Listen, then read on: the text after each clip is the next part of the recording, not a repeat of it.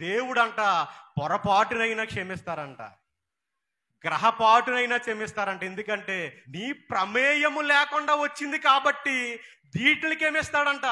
మూడవది అలవాటు. అమ్మ ఈయనంట ప్రభు క్షమించరంటండి. అమ్మ దేన్నంట? ఎందుకు?